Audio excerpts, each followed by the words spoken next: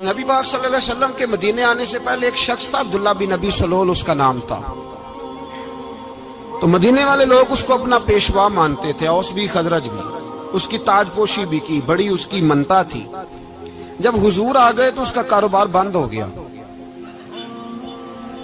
اب لوگ یہ نہیں سمجھتے کہ میں غلط ہوں، لوگ کسی کے مفادات کو ٹھیس پہنچتی ہے تو مخالفت کرنے لگ جاتا ہے۔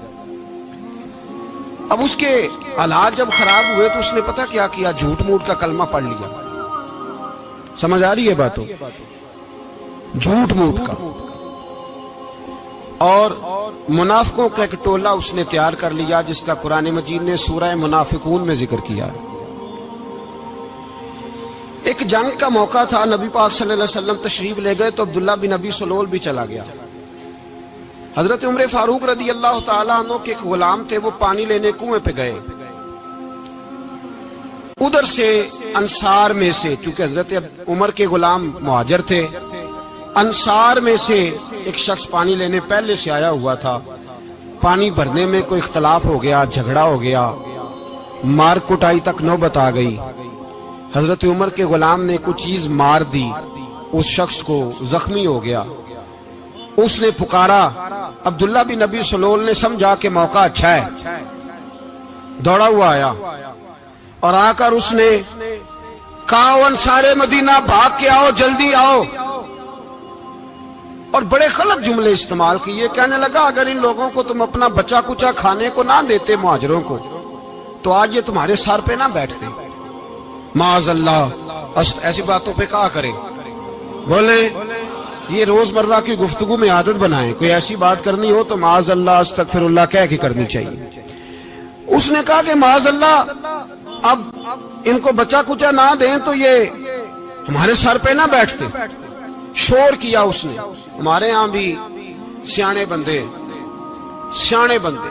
پنچایت کے لوگ وہ کہتے ہیں، تو اس برادری کے بچے سے ہی مار کھا ہے، پتہ ہی نہیں چلا، جا اسے مار کے آ، سر پھاڑا، یہ کار پھوڑ دے اس کا سر، اور دیکھ میں دیکھ لوں گا بعد میں جو ہوگا۔ یہ عقل مند لوگوں کے مشورے نہیں، یہ جاہل لوگوں کے مشورے۔ ناراض نہ ہونا، پر یہ نبی پاک صلی اللہ علیہ وسلم نے فرمایا ہے، حضور کا فرمان ہے۔ یہ کن لوگوں کا کام ہے؟ بول کے بتائیں، بول کے۔ پڑھے لکھے سیانے بندے اس طرح کے مشورے یہ بالکل نہیں دیتے، جاہلوں کا کام۔ پکارا، مہاجر سارے اکٹھے ہو گئے، انصار سارے آ گئے، اور جب انصار آئے تو مہاجرین کو بھی پکارا، مہاجر بھی آ گئے۔ اب وہ گتھم گتھا ہونے لگے تو کسی نے جا کے محبوب پاک کے کان میں کہا، یا رسول اللہ، وہاں تو مہاجر انصار لڑنے لگے۔ وہ پرانی لڑائیاں پھر سے جاگ گئی ہیں۔ نبی پاک تشریف لائے، حضور نے وہاں لفظ بیان کیے، فرمایا، یہ تم نے کیا جاہلوں جیسا کام شروع کیا ہوا ہے؟ یہ کون سا کام ہے؟ اللہ کرے ہم سب اس کام سے باز آ جائے، آمین تو کہنا۔ اور تو اس برادری دے منڈے کوئی مار کھائے؟ برادری کیا ہوتی ہے؟ برادری تو تعارف کے لیے، اونچ نیچ کہاں سے آ گئی؟ کہا میرے رسول پاک علیہ الصلوۃ والسلام نے، فرمایا تم جاہلوں جیسے کام کر رہے ہو۔ صلح کرائی، بات رفع دفع کرائی، لوگ چلے گئے، معاملہ ٹھنڈا ہو گیا۔ لیکن عبداللہ بن سلول نے کہا کہ میں یہ موقع خالی نہیں جانے دوں گا۔ پھر گیا وہ، اور جا کے انصار مدینہ سے کہنے لگا، ایک دفعہ جا لینے دو مدینے، تم نے میری بات نہیں نہ سنی تو جو وہاں بڑے سردار بیٹھے ہیں ان سے بات کروں گا، اور معاذ اللہ ثم معاذ اللہ ہم ان بے عزت لوگوں کو مدینے سے نکال دیں گے، وہاں صرف عزت والے رہیں گے۔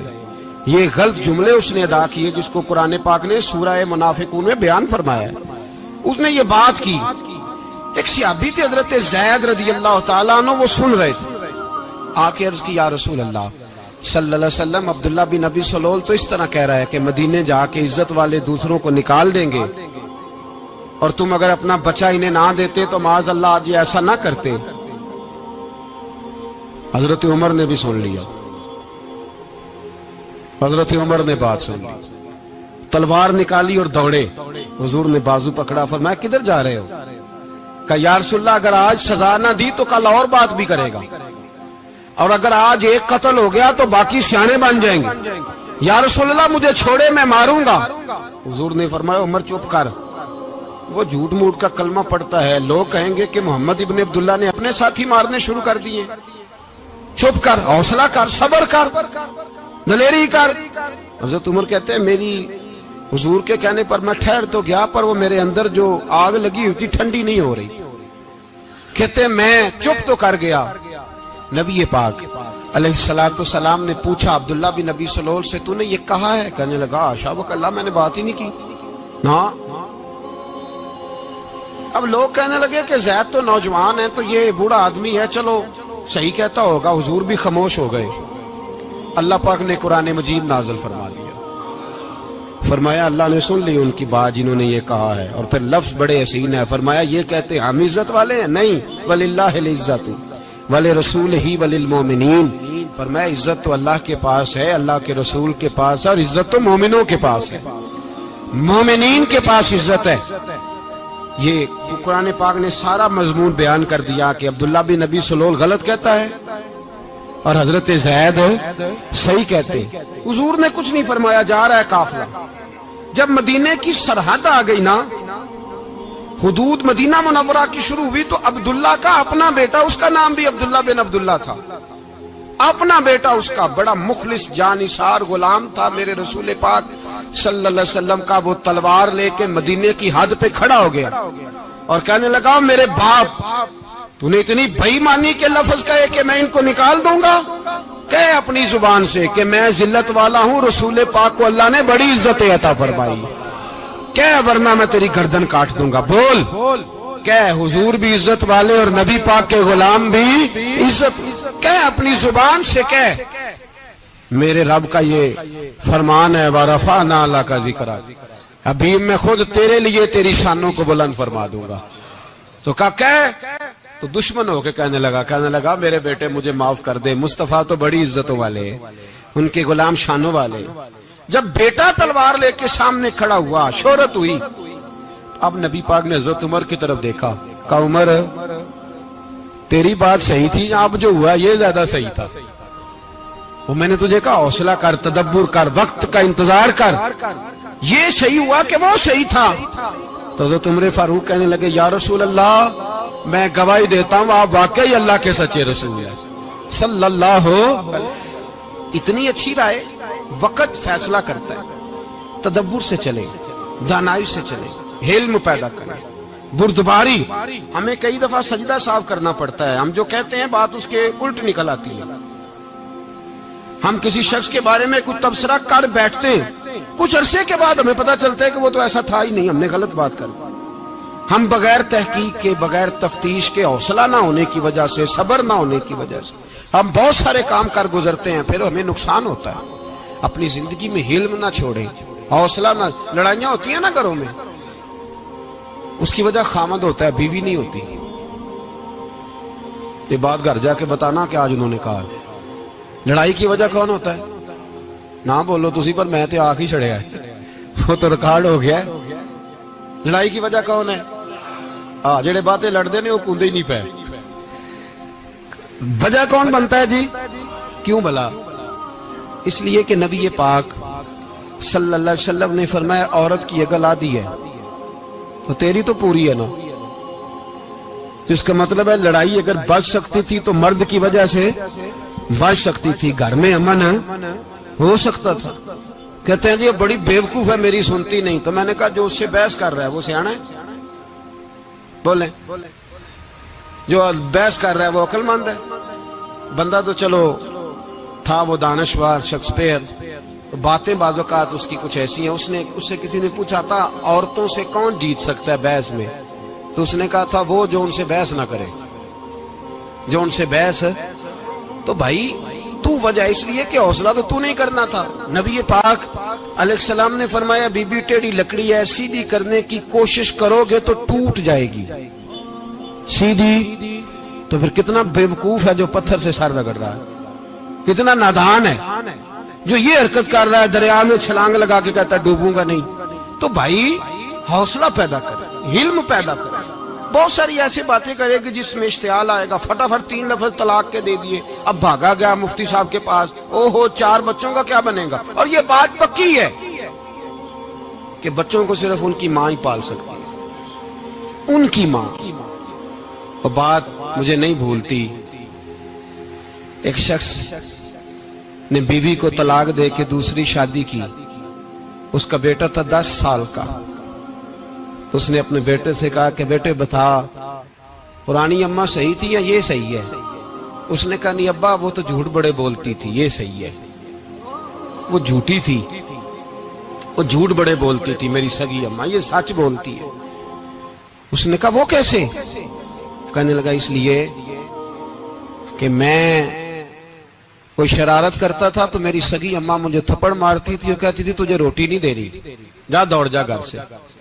تو میں دوڑ جاتا تھا تو جھوٹ بولتی تھی نہیں دینی، پھر آدھے گھنٹے کے بعد مجھے ڈھونڈنے لگ جاتی تھی، ڈھونڈ کے لاتی تھی، پھر میری منت کرتی تھی، پھر مجھے کہتی تھی نہ مجھے ستایا کر، پھر میرا ماتھا چومتی تھی، پھر میری مرضی کا کھانا بنا کے دیتی تھی، پھر میرے منہ میں لقمے ڈالتی تھی. جھوٹی تھی، پہلے کہتی ہے نہیں دینی پھر پیچھے بھاگتی ہے. یہ سچی ہے، میں شرارت کرتا ہوں تو تھپڑ مار کے نکالتی ہے، پھر میں منتیں کرتا ہوں پر روٹی نہیں دیتی، پیر پکڑتا ہوں نہیں دیتی. سچ بولتی ہے، اپنی بات پہ ڈٹ جاتی.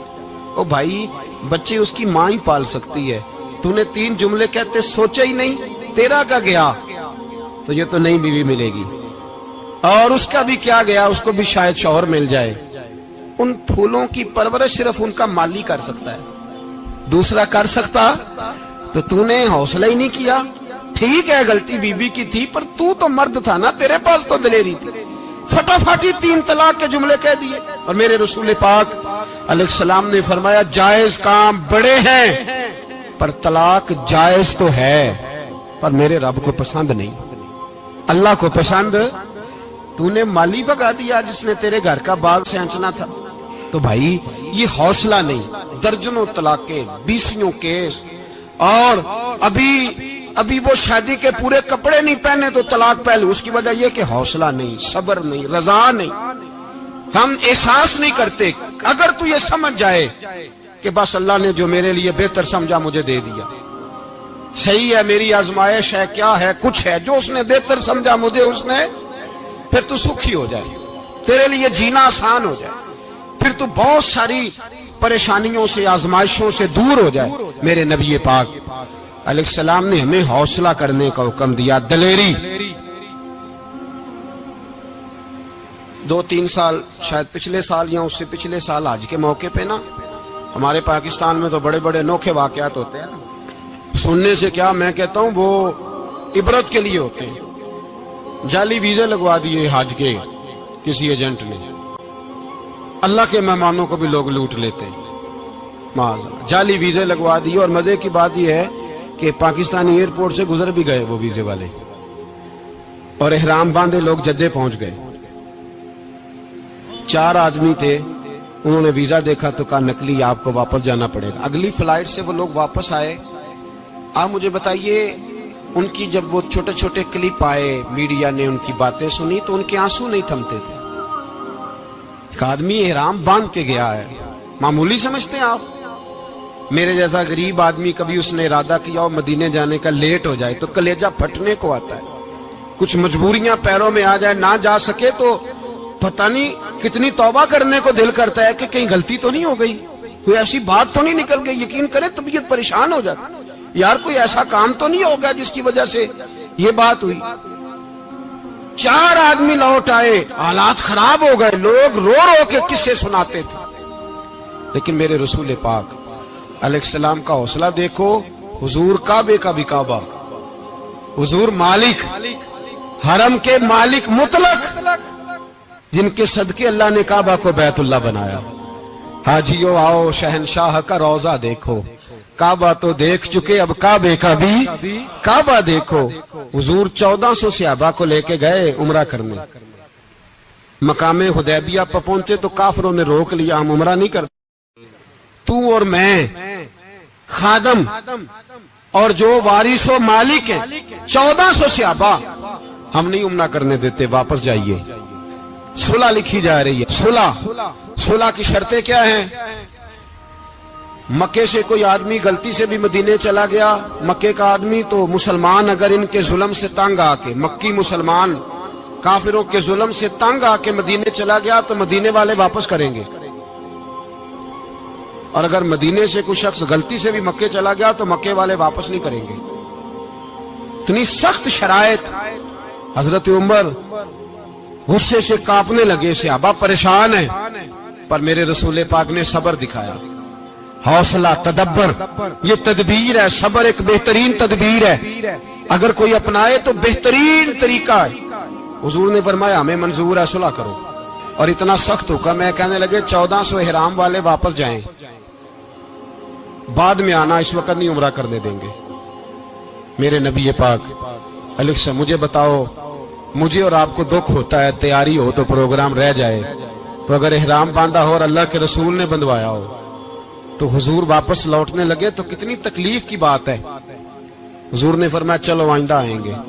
معاہدہ لکھا جا رہا ہے, حضرت علی معاہدہ لکھ رہے ہیں, لکھو محمد الرسول اللہ صلی اللہ علیہ, محمد الرسول اللہ صلی اللہ علیہ وسلم اور قریش مکہ کے بیچ معاہدہ. یہ تحریر لکھی جا رہی تھی تو ابو سفیان بول پڑا, کہنے لگا جی ہم محمد الرسول اللہ نہیں نکلنے دیں گے معاذ اللہ, یہی تو ہمارا جھگڑا ہے. اگر آپ کو رسول اللہ مان لیا تو پیچھے رہ کیا گیا, محمد ابن عبداللہ لکھیں. حضور نے حضرت علی سے فرمایا رسول اللہ کاٹ کے محمد ابن عبداللہ لکھو. حضرت علی لکھ رہے تھے, محمد رسول اللہ لکھا تھا, فرمایا رسول اللہ کاٹ کے محمد ابن عبداللہ لکھو. تو حضرت علی کہنے لگے حضور مجھے یہ لفظ کاٹنا نہیں آتا, حضور مجھے یہ لفظ کاٹنا. کسی صحابی نے اعتراض نہیں کیا کہ لکھنا آتا تھا, کہا مجھے کاٹنا. حضور نے دوبارہ کہا علی کاٹ دو. کہا یا رسول اللہ مجھے یہ لفظ کاٹنا نہیں آتا. میرے حبیب نے تیسری دفعہ کہا علی کاٹو. تو شیر خدا نے قلم چھوڑا, ہاتھ باندھے اور کھڑے ہو کہنے لگے محبوبہ مجھے تیرے قصیدے لکھنے آتے ہیں, کاٹنے کوئی نہیں آتے. میں مجبور ہوں, مجھ سے نہیں ہوتا, کوشش کرتا ہوں, نہ قلم اٹھتا ہے نہ ہاتھ چلتا ہے. میرے حبیب پاک نے قلم پکڑا اور لفظ رسول اللہ خود کاٹ کے محمد ابن عبداللہ کرایا. بھائی وقت گزر گیا, صلح ہو گئی. یہ تدبر, یہ حوصلہ, یہ تدبیر میرے نبی نے فرمائی. اب تو 1400 کو مکے نے نہ داخل ہونے دیا, لیکن ایک سال ہی گزرا, تھوڑا ہی وقت گزرا, میرے رسول پاک 10,000 کو لے کے مکے میں داخل ہو گئے. 10,000. اس نے فائدہ دیا. حکمت کیا تھی, تدبر کیا تھا. قریش روز لڑائی کرنے آ جاتے تھے, تبلیغ ہی نہیں کرنے دیتے تھے. ان سے صلح ہو گئی تو نبی پاک نے کیسر کو خط لکھا, کیسر روم کو, ہرکل کو. دور دراز تبلیغ پھیل گئی, مسلمان 100,000 سے زیادہ ہو گئے. ان کی طرف سے اب وہ لڑائی بند ہو گئی. میرے حبیب پاک علیہ السلام کے حوصلے نے کمال دکھایا, اس تدبیر نے فائدہ دیا امت مسلمہ کو. 10,000 کا لشکر لے کے حضور کعبے میں داخل ہوئے. کل جو ابو سفیان کہتے تھے نا محمد رسول اللہ لکھنے نہیں دوں گا, آج وہ خود کہہ رہے تھے اشہد ان لا الہ الا اللہ واشہد ان محمد رسول اللہ صلی اللہ علیہ. کل جو کہہ رہے تھے کہ میں یہ لفظ نہیں لکھنے دوں گا, آج ابو سفیان کی حویلی میں لاکھوں لوگ, ہزاروں لوگ بیٹھے تھے اور سارے کہہ رہے تھے محمد الرسول اللہ, محمد الرسول اللہ, محمد الرسول اللہ صلی اللہ علیہ وسلم. میرے محبوب کی تدبر نے, فقاہت نے, اور پھر کمال ہوا. 1400 کہاں اور 1,44,000 کہاں, 1400 کہاں اور 1,44,000. 1400 کو نہیں جانے دیا عمرہ کرنے. میرے رسول پاک 1,44,000 کو لے کے حج کرنے چلے گئے. حضور نے حج کیا, ہر طرف لبیک لبیک کی صدائیں بلند ہوئی. یہ میرے نبی پاک کا تدبر ہے, حوصلہ ہے. اگر وقتی طور پہ حوصلہ کر جاؤ گے, دلیری کر جاؤ گے, آنے والا وقت آسان ہو جائے. حوصلہ نہیں, صبر نہیں, سکون نہیں, 2-4 باتیں, یہاں تک کہ لوگ ابا جی کی بات برداشت نہیں کرتے, ایسے جملے کہہ دیتے ہیں جو دوبارہ پلٹ کے نہیں آتے. ماں کو لفظ نہیں بولتے, باپ کی روح تک چھلنی کر دیتے ہیں وہ جملے. لیکن لوگ اس وقت حوصلہ کرنے, اور ہم پنجابی لوگوں نے تو گنجائش ہی بڑی دے دی ہے. کہتے ہیں بچہ ہے جے ایک ہی ہے, ایک میں حوصلہ کرے کی ہے ماشاءاللہ. تو اگر جوان ہو گیا تو کہتے ہیں گرم خون ہے, مکہ کب. اگر بوڑھا ہو گیا تو کہتے ہیں بوڑھوں میں حوصلہ نہیں ہوتا, نہ بچے میں نہ.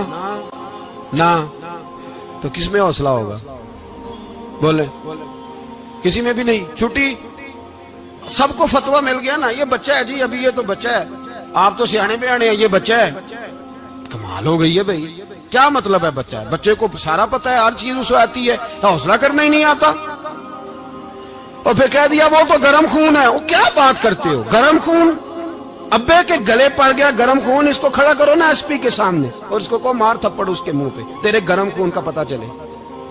غریب کے یہ گلے پڑ گیا, اس کو کھڑا کرو ایس ایچ او کے سامنے, پھر پتہ چلے گا خون کتنا گرم ہے. وہاں بالکل چپ ہے, بالکل خاموش ہے. اور گرم خون اس کا صرف اماں کے لیے, جلال صرف رہ گیا اگر غریب گھر کی بیٹی بیاہ کے لایا تو صرف اس کے لیے. کوئی ایسی بات نہیں, ہم بڑے سیانے, ہمارا غصہ بڑا سمجھدار ہے, ہمارا وہ گرم خون بڑا سیانا ہے. وہ جہاں دیکھتا ہے کہ معاملہ ہلکا ہے تو وہاں وہ گرم خون جلال میں, اور جہاں دیکھتا ہے کہ سامنے والا تگڑا ہے تو وہاں وہ گرم خون فوراً ٹھنڈا ہو جاتا ہے. حوصلہ پیدا کرے. زندگی حوصلے مند لوگ جیتے ہیں, جو حوصلے مند نہیں ہوتے وہ تو زندگی کا ایک سال لطف سے نہیں جی پاتے. حوصلہ کریں, مسکرائیں. میرے نبی پاک صلی اللہ تعالی علیہ وسلم نے نا عثمان بن طلحہ, کعبے کی چابی ان کے پاس ہوتی تھی. حضور نے ایک دن فرمایا عثمان, اچھا یہ نہیں تھا کہ عثمان خاص لوگوں کو چابی کعبہ کھول کے دکھاتے تھے, بلکہ ان کو قریش کی جانب سے یہ حکم تھا کہ جو بھی تجھے کہے تو نے کعبے کا دروازہ کھول دینا. نبی پاک علیہ الصلوۃ والسلام نے نا ہجرت سے 2-4 دن پہلے کہا کہ عثمان ذرا چابی دو, میں نے کعبہ اندر سے دیکھنا ہے. بڑے ٹھنڈے دل سے ذرا سننا, ادھر دیکھو میری طرف, ادھر دیکھیے گا ذرا میرے بھائی. میں نے ایک بندے سے کہا یار پانی کی بوتل دینا دکاندار سے, ایک ہے اس نے کہہ دیا نہیں میرے پاس.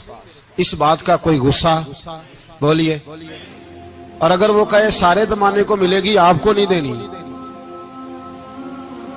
پھر بولیں میرا خیال ہے چپ کر کے ہنس کے آ جائیں گے, سوال ہی نہیں پیدا ہوتا.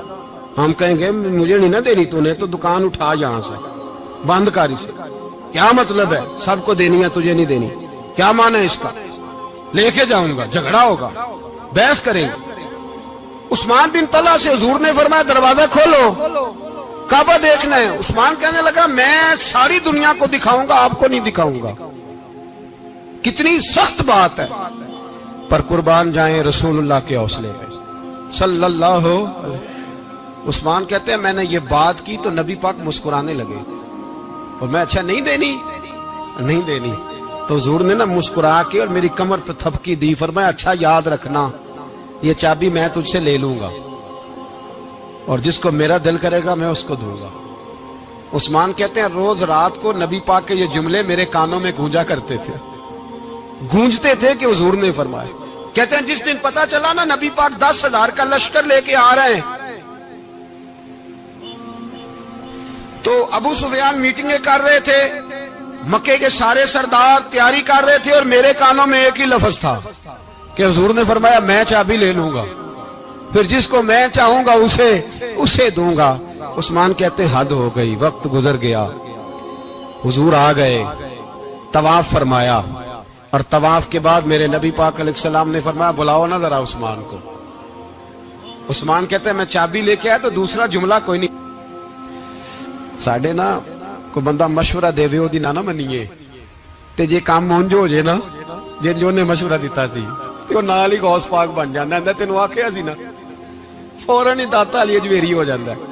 وہ کہندا تینوں پتہ نہیں میں کڈا ولی اللہ, تینوں میں آکھیا سی میں انج نہ کر, اور بندہ پریشان ہوتا ہے, کام الٹ ہو گیا, اور لاگوں آکھی جاندا ویکھو جی میں تے تانوں پہلو ہی آکھیا سی.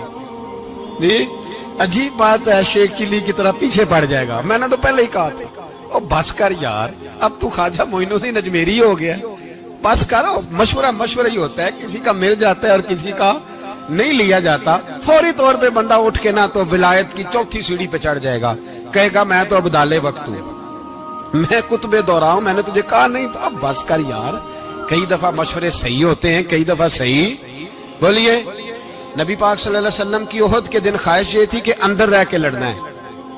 جوان صحابہ نے کہا باہر جا کے لڑائی کرنی ہے, حضور نے باہر جا کے جنگ کی. بظاہر مسلمانوں کو شکست ہوئی, حضور نے ایک دفعہ نہیں کہا کہ میں نے تمہیں کہا نہیں تھا اندر رہنا ہے, بس ہو گیا جو ہو گیا.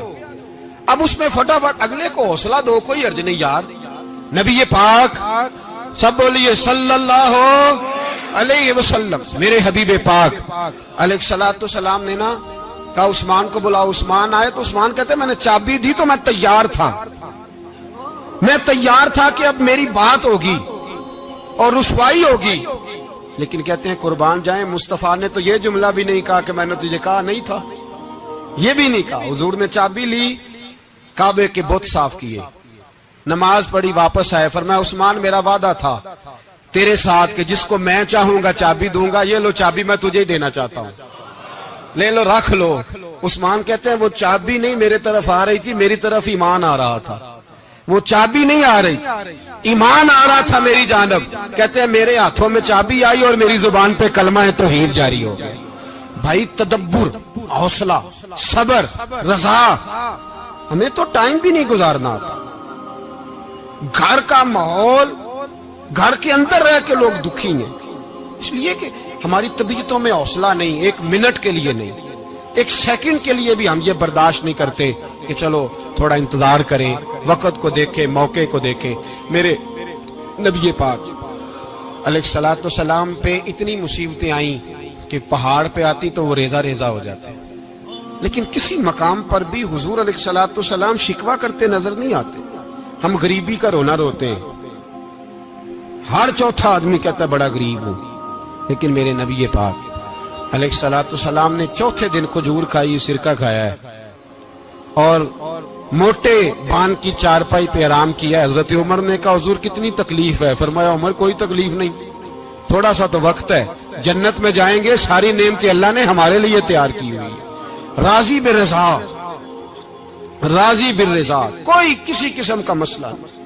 ہمیں آزمائشیں آتی ہیں، تکلیفیں آتی ہیں، بیماریاں آتی ہیں، لوگ چھوٹی چھوٹی بات پر پریشان ہو جاتے ہیں، ذرا سی بات پر شکوہ کرتے ہیں.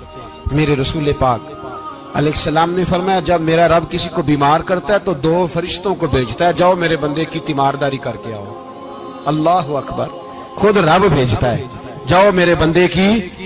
تو مجھے بتائیے جب اللہ بھیجے تو پھر تندرست خوش نصیب ہوا کہ بیمار؟ جی تندرست پھر خوش نصیب کون ہوا؟ میرے نبی پاک صلی اللہ علیہ وسلم نے فرمایا رب 2 فرشتے بھیجتا ہے، فرماتا ہے پتہ کر کے آؤ میرے بندے کا اس کا کیا حال ہے، حالانکہ اللہ سارے جانتا ہے. فرشتے آتے ہیں، واپس جاتے ہیں، رب کریم پوچھتے ہیں بتاؤ میرا بندہ کیا کہتا تھا؟ اللہ تجھے سارا ہی پتہ ہے، پر ہم سے پوچھتے تو بتا دیتے ہیں. وہ یہ کہتا تھا کہ میں اپنی رب کی رضا پہ بڑا ہی راضی ہوں.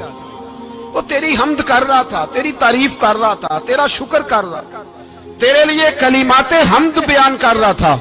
تو میرے نبی پاک علیہ السلام فرماتے ہیں، اللہ فرشتوں سے فرماتا ہے سنو پھر اگر میں اپنے بندے کو اس بیماری میں شفا دوں گا تو اس تندرستی سے زیادہ اچھی تندرستی دوں گا جو پہلے اسے عطا کی ہوئی تھی، پہلے سے اچھی صحت دوں گا. اور اگر اسے اس بیماری میں موت دوں گا تو پھر مرتے ہی اس کے لیے میں جنت کا فیصلہ فرما دوں گا. بھائی جب تو راضی بالرضا رہتا ہے، راضی بالرضا، بڑی سادی سی بات ہے بھائی. آپ گھر گئے روٹی مانگی تو اگر کسی نے کہا نا کہ اتنی تھکاوٹ ہے ٹائم پہ آیا کریں اس وقت، تو روٹی تو وہ بھی مل گئی اور اس میں لذت، وہ سکون نہیں، وہ سکون نہیں. میری اماں جی سالن پکا کے رکھ لیتی تھی تو روٹی جب بھی کوئی مانگتا تھا تو تازی بنا کے دیتی تھی، ان کی طبیعت تھی. تو میں اکثر ان سے کہتا کہ اماں جی پکا کے رکھ دیا کرو. تو کہتے تمہیں خوشی نہیں ہوتی جب تمہاری اماں تازی پکا کے دیتی ہے؟ خوشی ہوتی ہے، طبیعت میں خوشی ہوتی ہے. ان کا مزاج تھا، ذوق تھا، تو ہم سمجھتے تھے یار یہ بڑی سعادت کی بات. تو آپ گھر گئے رات کو تو گھر والوں سے کہا روٹی، تو فوراً اٹھے، فوراً، اور انہوں نے کھانا تازہ بنایا اور ساتھ یہ بھی کہا باہر سے نہ کھایا کرے بندہ بیمار ہو جاتا ہے. کتنی ٹھنڈک پہنچتی ہے آدمی کے دل کو، سکون ملتا. تو بھائی بیماری تو آپ نے کاٹ لی، لیکن ساتھ کہو ہو بڑا بیمار ہوں، میں نے تو اتنے گناہ بھی نہیں کیے، ظلم بھی نہیں کیا، کسی کو کچھ بھی. اب بیماری تب بھی کٹ گئی، پر بڑی آزمائش، مریض ڈاکٹر کے گلے پڑ رہا ہے، اس کے لواحقین جھگڑے کر رہے ہیں، بیماری وہ بھی کٹ گئی. اور ایک بیمار وہ ہے جو چارپائی پہ لیٹا ہے اور کہتا ہے جس طرح میرا اللہ راضی اسی طرح میں بھی راضی. تو بیماری اس کی بھی کٹ گئی. حضرت یونس علی نبینا علیہ الصلوۃ والسلام نے ایک دن حضرت جبریل امین ملنے آئے تو جناب یونس علیہ السلام کہنے لگے اے جبریل، اللہ کے نیک بندوں میں جو اللہ کو اس وقت سب سے زیادہ پسند ہے نبیوں کے بعد، توجہ کرنا بات پر، جو سب سے زیادہ اللہ کو پسند ہے نبیوں کے بعد ولیوں میں، اور سب سے زیادہ اللہ جس کو اللہ کی بارگاہ میں عبادت گزار لکھا جاتا ہے، میری اس بندے سے ملاقات کرا۔ تو حضرت جبریل نے جناب یونس علیہ السلام کو ساتھ لیا تو ایک شخص کے پاس پہنچے جو آنکھوں سے اندھا تھا، دونوں ہاتھ اس کے سلامت نہیں تھے اور پورے جسم میں پیپ جاری تھی، ریشہ تھا۔ جب جا کے السلام علیکم کہا نا حضرت یونس نے، اس نے وعلیکم السلام کے بعد پہلا لفظ پتہ کیا کہا؟ اس نے کہا یا اللہ تیرا شکر ہے، یا اللہ تیرا، آپ بھی ادا کریں اللہ کا شکر، یا اللہ تیرا، اللہ تیرا شکر ہے۔ تو حضرت یونس علیہ السلام کہنے لگے تو شروع سے اس طرح کا ہے، نابینا بھی اور ہاتھوں سے معذور بھی اور سارا جسم شروع سے؟ تو بڑے ہی خوبصورت لفظ اس بیمار نے کہے، کہنے لگے نہیں حضور، میں بالکل ٹھیک ٹھاک تھا، جب تک میرے رب نے چاہا کہ یہ دنیا کو دیکھے تو تب تک اس نے مجھے آنکھیں دی، اور جب اس نے چاہا کہ اب اس کا دیکھنا بہتر نہیں تو اس نے واپس لے لی۔ تو یا اللہ تیرا شکر ہے، اللہ تیرا شکر ہے۔ پھر کہا جب تک اس نے چاہا کہ میرے ہاتھ رہے تب تک رہے، جب اس نے چاہا کہ میرے لیے بہتر نہیں تو اس نے لے لیے، تو یا اللہ تیرا شکر ہے۔ جب تک اس نے چاہا کہ میرا جسم صحیح و سلامت رہے تو رہا، اور جب اس نے چاہا کہ میرے لیے بہتر نہیں تو مجھے بیمار کر دیا، تو یا اللہ تیرا شکر ہے۔ تو حضرت یونس علیہ السلام کہنے لگے جبریل واقعہ یہ اللہ کا سب سے زیادہ شکر گزار بندہ ہے، سب سے زیادہ عبادت گزار بندہ ہے، سب سے زیادہ۔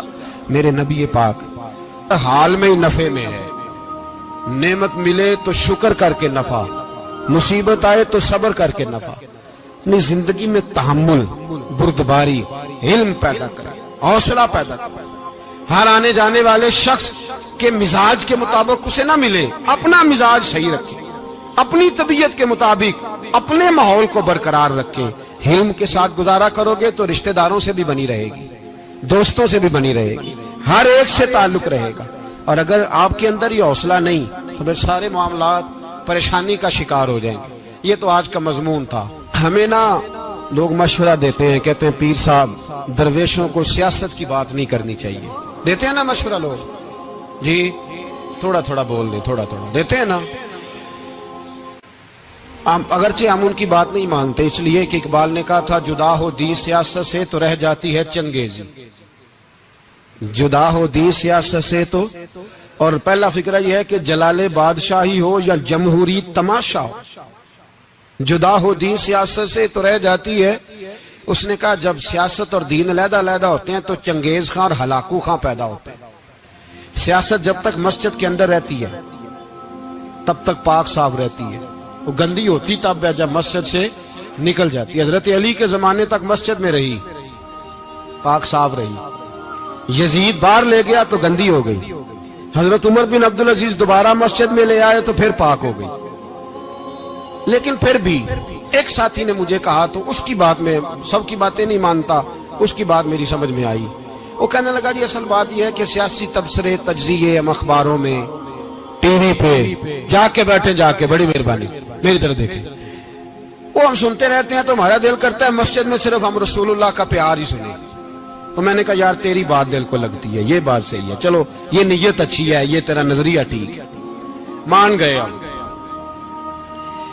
میں چلا گیا دکاندار کے پاس اور میں نے اس کو جا کے کہا کہ گاڑی کا انجن کھولو، اس طرح کرو، اس طرح۔ اس نے کہا مولانا آپ جا کے نا گھر تو فقہ کی کتاب کھولیں، اس لیے کہ گاڑی کے انجن کے بارے میں آپ کو معلومات، یہاں اگر آپ نے یہ کام کرنا ہے تو اس کو پڑھیں، کسی استاد کے پاس ورکشاپ پہ آئیں، آپ کے ہاتھوں کو، منہ کو، چہرے کو مٹی لگے، دھواں لگے، گریس لگے، پھر آپ کو پتہ چلے گا انجن کیسے کھلتا ہے۔ صحیح کہہ رہا ہوں؟ نہیں صحیح کہہ رہا؟ دعا گلہ تو یہاں کر چڑی جائے، صحیح کہہ رہا ہوں جی۔ اگر مولوی کو اجازت نہیں سیاست کی بات کرنے کی اور مولوی کو اجازت نہیں کہ انجن کی بات کرے تو سیاستدان کو اجازت ہے دین کی بات کرنے کی؟ یہاں تو وہ آئے نا مدرسے میں پڑھے، پورا دین حاصل کرے، پھر وہ بولے تو پھر تو ٹھیک ہو گیا۔ لیکن جب اسے सूरत इखलास भी सीधी नहीं आती, तो फतवे देने की उसको जरूरत है कोई? बोले ना यार, क्यों छेड़ते हैं सियासत? हम ना पिछले जुमे जुलूस निकालना चाह रहे थे खत्म नबुव्वत की तरमीम के हवाले से। हुकूमत वक्त ने कहा कि हम वापस लेते हैं, तो मेरे बहुत सारे दोस्तों ने कहा जी निकालना चाहिए, इन्होंने किया क्यों? मैंने कहा यार लोगों को भी परेशान नहीं करना चाहते, हमारी अपनी सड़कें हैं, किसी को बस ठीक है, उन्होंने वापस ले ली तो बात खत्म हो गई, हम मान गए, तस्लीम कर लिया। इतना हमारा मुतालबा है कि उस आदमी को जरूर सजा दो जिसने ये तरमीम की है, लेकिन हम नहीं करते कोई नहीं निकले, नहीं ना निकले बोले। तो वजीर कानून साहब को क्या मुसीबत बनी हुई है नया फतवा देने की? क्या है कोई शौक उन्हें देना चाहिए फतवा? कहते नहीं नहीं, मर्जियों में हमारे दरमियान थोड़ा ही फर्क है। मुझे यूं लगता है कि ये जानबूझकर कोई ना कोई ऐसी शरारत करते हैं जिससे लोग इश्तियाल में रहे, जानबूझ।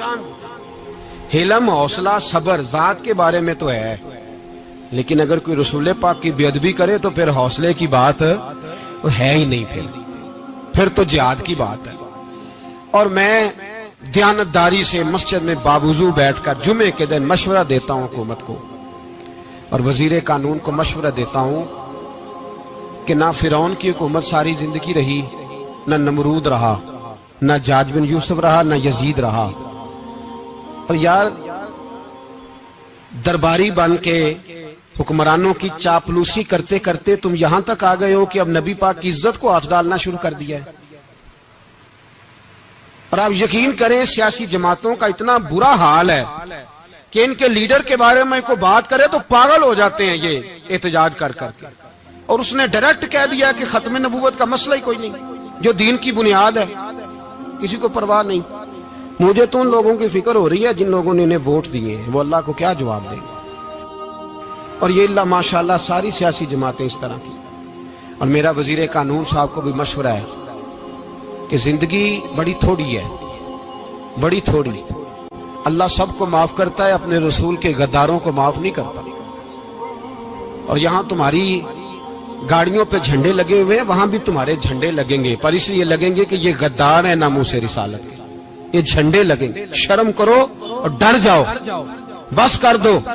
तुम्हारे मुंह में अब दांत पूरे नहीं रहे। कोई शुगर का मरीज है तो कोई ब्लड प्रेशर का, तो कोई हार्ट का, तो कोई कैंसर का। शर्म करो और अपनी कब्र की भी थोड़ी सी फिक्र करो।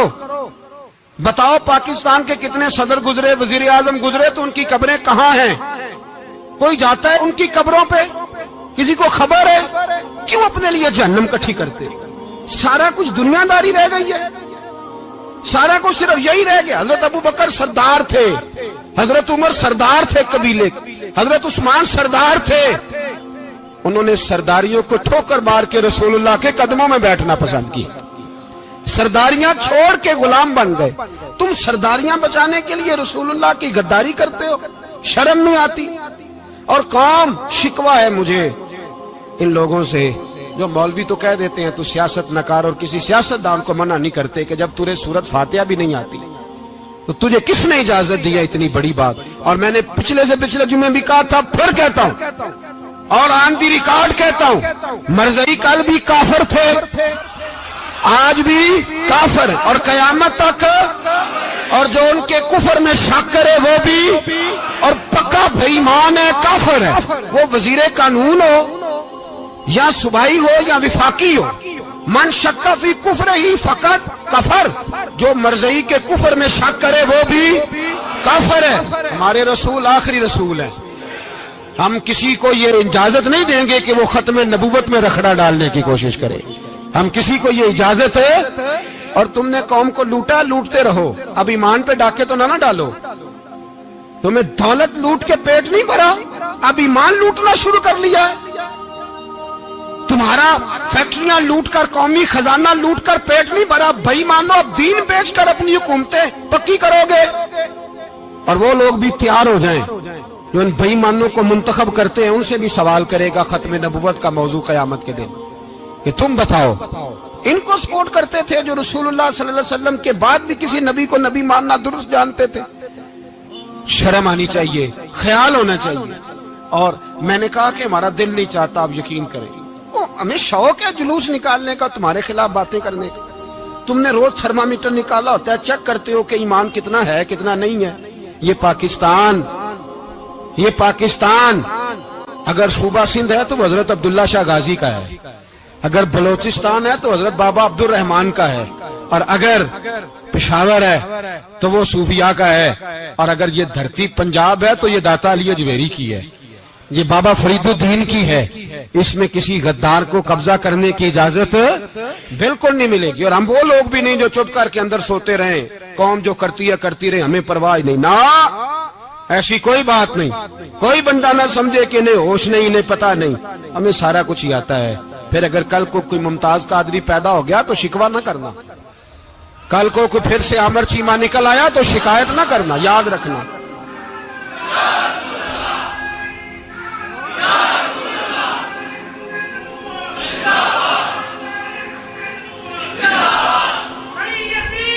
تو میرے بھائی کھل کے بولے یا نبی رسول کے وہ صلی اللہ۔ تو یہ مشورہ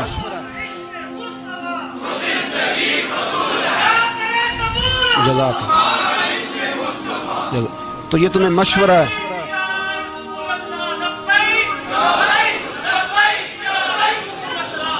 میری بات سنیں، یاد رکھیں، یہ لوگ بعد میں پچھتاتے ہیں، پھر مناظرے کراتے پھرتے ہیں، اس نے صحیح کیا کہ غلط کیا، پھر انہیں ہوش آتی ہے بعد میں، پھر ان کے ہواری نکل نکل کے میدانوں میں دلیلیں دیتے ہیں۔ اس لیے ہمارا مشورہ ہے انہیں کہ یہ اپنی حد میں رہیں، اور جو کام تمہارے ذمہ، میں نے کہا نا تم نے بڑا لوٹا، یہ قوم روز تمہیں موقع دیتی ہے لوٹنے کا، یہ موقع دیتی ہے، تو تم نے دولت لوٹ کے پیٹ نہیں بھرے، اب ایمان لوٹنے کے چکر میں آ گئے ہو۔ یاد رکھو، مسلمان گناہگار ہیں، غدار نہیں ہیں۔ تمہیں دولت لوٹنے کا تو شاید موقع مل گیا ہے، پر ایمان لوٹنے کا موقع نہیں ملے گا، تو اس لیے اس کو لگام دو۔ اور ویسے بھی کتا جو پالتو ہوتا ہے نا، اس کو گھر کے اندر سنگلی سے باندھ کے رکھنا چاہیے۔ یہ تمہارے بوٹ چاٹتے ہیں، بھونکتے ہیں، تمہارے حق میں وزارتیں لیتے ہیں، ہم نے تو کوئی وزارت نہیں لی تم سے، اور نہ ہمیں شوق ہے اس لیے کہ ممبری کیا کرنی ہے جس کو ممبر رسول عطا کر دیا جائے، اس نے کیا کرنی ہے یہ ممبریاں جس کو پکا ممبر رسول دے دیا جائے، تو اس لیے اس سے باہر آؤ۔ میں نے کہا بڑے بڑے نمرود، فرعون، قارون دفن ہے، تمہارا بھی نام تک نہیں ہوگا، بالکل نام نہیں ہوگا۔ اس لیے ہمارا مشورہ، اور آپ لوگ بھی آئے نا یہ اگلے سال، تو ان کو کھڑا کر کے پوچھ لینا، اسلامی جمہوریہ پاکستان کا تم نے ایم پی ایم نے بننا ہے، پہلا کلمہ ہی صحیح سنا دو، چلو خدا کا واسطہ یہی بتا دو کہ تمہیں نماز بھی ڈھب سے آتی ہے کہ نہیں، اور آپ کی موج ہے، آپ بٹھا لیتے ہیں سر پہ، کیا کریں، سمجھانے والے مفت گناہگار ہو گئے اور بہکانے والے سب تمہارے یار ہو گئے۔ اس لیے یہ چھیڑتے ہیں جان بوجھ کے، اور پھر جب کوئی ممتاز قادری علیہ رحمہ پیدا ہوتے ہیں پھر انہیں دشواری ہوتی ہے، پھر ان کا جینا مشکل ہو جاتا ہے، یہ موقع دیتے ہیں، پتہ نہیں کس کے ایجنڈے پہ عمل کر رہے ہیں۔ میرا سوال یہ ہے، میں نے پچھلے جمعے پھر میرا سوال ہے کہ میں پوچھتا ہوں اس آدمی کو ضرورت کیا ہے ختم نبوت پر بات کرنے، جب امت مسلمہ کے متفق کا فیصلہ ہے کہ مرزائی کافر، اسمبلی نے بل پاس کر دیا کہ مرزائی ان کو اقلیت قرار دے دیا، اور جب سے وہ اقلیت بنے نہ ہم نے ان کی عبادت گاہ جلائی، نہ ہم نے ان کو قبروں سے نکالا، نہ ہم نے، بس ٹھیک ہے جیسے عیسائی رہتے ہیں، یہودی سے کس ملک میں رہتے ہیں وہ بھی رہیں، اقلیت بن کے رہے، کوئی اعتراض، پر تم انہیں کھینچ کے کیوں قریب کرتے ہو؟ تمہارا کیا یارانہ ہے ان کے ساتھ؟ بتاؤ تو صحیح۔ ان لوگوں سے ان کو چاہیے اپنے منہ میں لگام ڈالیں، اور اگر نہیں ڈالیں گے پھر انشاءاللہ ڈالی جائے گی، اور بڑی تگڑی ڈلے گی، اور پھر ایسی ڈلے گی۔ سلمان تاثیر جب مرا تھا نا تو 5-5 لاکھ روپیہ مولویوں کو آفر کی جنازہ پڑھاؤ، 5-5 لاکھ روپیہ چھوٹے چھوٹے مولویوں کو، اور داتا صاحب کی مسجد کے خطیب بھی صوبائی جو تھے وہ خطیب تھے، ملازم تھے، انہوں نے کہا کہ ایمان نہیں بیچنا، نکالنا نوکری سے تو نکال دو، اور بادشاہی مسجد کا مولوی جس کا پتہ نہیں چلتا کبھی کدھر چلا جاتا ہے کبھی کدھر، یہاں تو وہ بھی کھڑا ہو گیا، اس نے کہا نا ایمان نہیں بیچنا۔ گورنر ہاؤس کی مسجد کا امام کہنے لگا کہ بخشا جانا نہ جانا یہ تو رحمت الہی کا معاملہ ہے، پر اتنا گندا جنازہ نہیں پڑھنا، اتنا گندا جنازہ نہیں ہم پڑھیں گے، مرنے کے بعد تمہارے جنازے نہیں پڑھے جاتے، تمہاری قبریں خراب ہوتی ہیں، کدھر ہیں تمہاری دولتیں؟ اور وہ مولوی آج تک پتہ ہی نہیں کدھر گیا جس نے اس غلیظ کا گندا جنازہ پڑھایا. تو بھائی اپنی قبر حشر کو جب جہاں تمہارے جنازے نہیں پڑھے جا رہے تو وہاں تمہارا کیا حال ہوگا. اس لیے ان لوگوں کو چاہیے کہ اپنی زندگی اس طرح گزاریں کہ کچھ نہ کچھ منہ لے کے سرور کائنات کے پاس چلے جائیں، ورنہ ایسا نہ ہو کہ یہاں بھی پھٹکار اور وہاں بھی پھٹکار. اس لیے ہمارا مطالبہ ہے حکومت سے کہ شرم کرو اور ایسے بھائی مانوں کو، کالے ناگ جو تم نے بھرتی کی ہوئے ان کو نکالو، اور اگر تعریفیں کروانی ہو، تلوے چٹوانے ہو تو اندر کمروں میں ان سے چٹوا لیا کرو. ان سے کہو کہ یہاں ہماری نوکری کرو، باہر نکل کے رسول اللہ صلی اللہ علیہ وسلم کے دین کے بارے میں گفتگو نہ کرو. اس لیے کہ اللہ تبارک و تعالیٰ نے اس دین کے اندر بڑا حسن اور بڑا جذبہ رکھا ہوا ہے، بڑا وقار ہے. ہمارا مطالبہ ہے حکومت سے کہ ختم نبوت کے مسئلے پر کوئی سیاستدان گفتگو نہ کرے. آپ تائید کرتے ہیں اس بات کی؟ اس پر کوئی سیاستدان کوئی گفتگو. ہمارے پاس بڑے تماشے ہیں سیاست کرنے کو، باقی تماشوں پہ سیاست کرو. یہ رسول اللہ کی ناموس کا معاملہ ہے، یہ چھیڑنے کی تمہیں اجازت. مجھے سمجھ نہیں آتی یار، جب بات ختم ہو گئی، اسمبلی نے بل واپس لے لیا، تو صوبائی وزیر قانون کو آخر تکلیف کیا ہے؟ آپ کے پاس جواب ہے کوئی اس بات کا؟ بات ختم ہو گئی، ہم نے جلوس نہیں نکالنا، چھوڑ دیا، خاموش ہو گئے. علماء نے میٹنگیں بلائی تھی، کینسل کر دی، ٹھیک ہے جی بات. اب دوبارہ سے کیوں چھیڑتے ہو؟ پھر کہتے ہیں احتجاج ہوتا ہے، شور ہوتا ہے. تم خود ایسی حرکتیں کرتے ہو جس سے افراتفری پیدا ہوتی ہے. یہ ملک رسول اللہ کے نام پہ بنا ہے اور قیامت تک یہاں وہی ہوگا جو میرے رسول پاک صلی اللہ علیہ وسلم کی رضا ہوگی، اور نبی پاک کے قانون کے خلاف کوئی قانون یہاں چل سکتا؟ اللہ ہمیں سمجھنے کی توفیق عطا